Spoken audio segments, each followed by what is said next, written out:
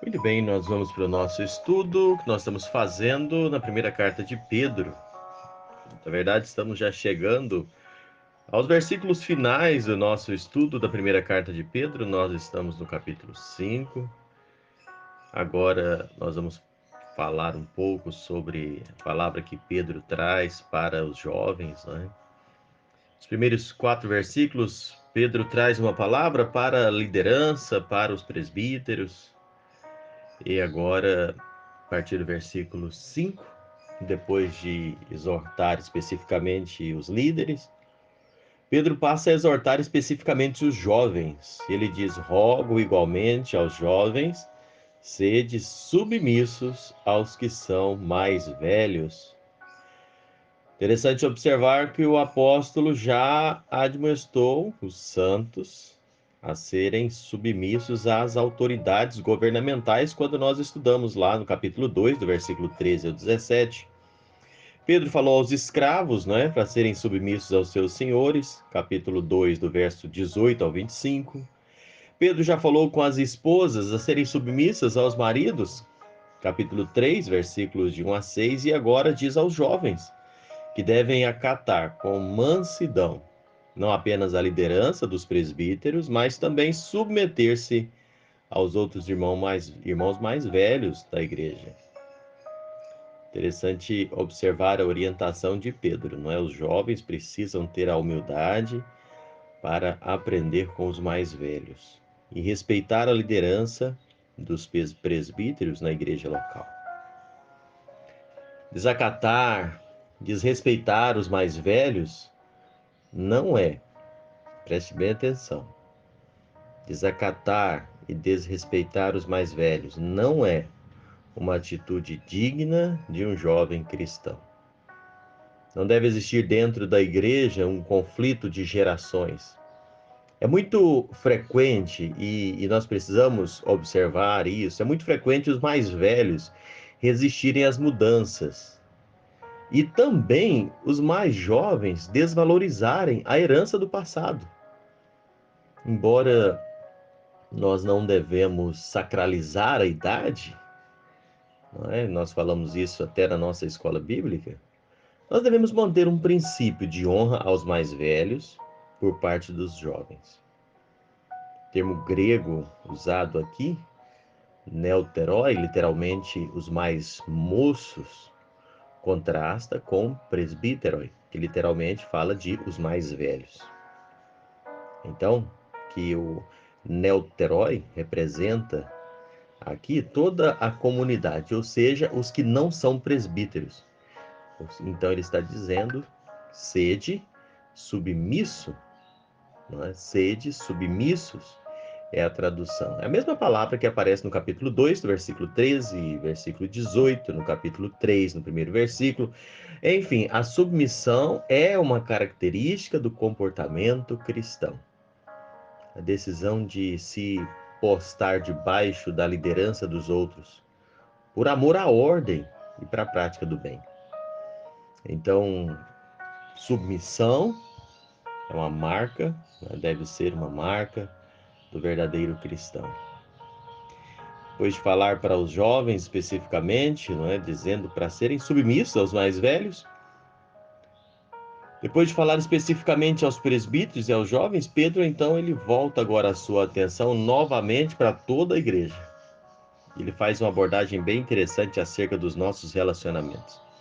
Em primeiro lugar, a parte B do versículo 5, ele fala do relacionamento com os irmãos. Olha o que diz a Bíblia. Outros sim, no trato de uns para com os outros, cingivos todos de humildade, porque Deus resiste aos soberbos, contudo, aos humildes concede graça.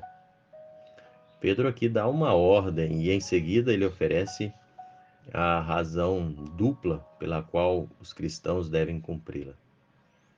Eles devem cingir-se de humildade. Por quê? Porque Deus resiste aos soberbos, mas dá graça aos humildes. A palavra usada aqui significa vestir-se com um avental, cingir-se, né, bem firmemente com alguma peça de roupa. É uma figura para disposição resoluta com relação a alguma coisa. que é vestido é a humildade. Se os jovens precisam ser submissos, todos os cristãos precisam se vestir com a túnica da humildade. É isso mesmo, a humildade é o portal da honra, enquanto do outro lado, a soberba é a porta de entrada da queda. Deus declara guerra aos orgulhosos, de verdade, mas concede sua graça aos humildes. Provérbios 3:34 fala. Deus resiste aos soberbos pelo simples fato, porque odeia o pecado do orgulho. Leia Provérbios 6:16, 6:17, Provérbios 8:13. Vale lembrar ainda que foi o orgulho que transformou Lúcifer em Satanás. Foi o orgulho que instigou Eva a comer o fruto proibido. A palavra de Deus diz: vestir se refere a amarrar a si mesmo com um pedaço de pano. Literalmente isso. Os escravos, por exemplo, eles costumavam amarrar um lenço branco ou um avental sobre as suas roupas para poderem distinguir eles dos demais homens livres. E a sugestão aqui é que os cristãos devem atar a humildade à sua conduta para que todos possam reconhecê-los. Pedro exorta os leitores a amarrarem a humildade a si de uma vez por todas. Em outras palavras, ela deve acompanhá-los. A humildade deve ser companheiro dos cristãos pelo resto da sua vida. É extremamente desafiador, mas é o que é proposto pela palavra de Deus. Observando, em segundo lugar, o relacionamento com Deus, nos fala ainda, Pedro exortando sobre esse relacionamento. Pedro diz no versículo 6: humilhai-vos, portanto, sob a poderosa mão de Deus, para que ele em tempo oportuno vos exalte. Depois de falar sobre a humildade no plano horizontal, Pedro menciona a necessidade da humildade nesse plano vertical. Aqueles que se humilham diante de Deus serão exaltados por ele, mas os que se exaltam serão humilhados. Jesus, de certa forma, ilustrou esse princípio com a parábola do fariseu e do publicano, Lucas 18, a partir do versículo 9. Aquele que enalteceu as suas próprias virtudes, né? É uma parábola que eu gosto muito de observar, ele dando aquela nota máxima a si mesmo. Ele levantou as suas ferinas acusações contra o próximo, né? Contra o publicano. Jesus falou que ele não alcançou misericórdia, mas aquele que se penitenciou diante de Deus, que reconheceu o seu estado, o Senhor Jesus falou, esse voltou justificado para sua casa. Os que se humilham serão oportunamente exaltados por Deus. Sabe, meus amados irmãos, eu acho que uma das palavras mais importantes nesse texto aqui está na questão de no tempo oportuno. Deus nunca, ouça isso, Deus nunca exalta uma pessoa até que ela esteja pronta para isso. Primeiro a cruz, depois a coroa. Primeiro o sofrimento, depois a glória. Que o Senhor possa abençoar o seu coração. Nós vamos parar aqui no nosso estudo de hoje. Mas medita nisso. Que o Senhor possa estar abençoando você.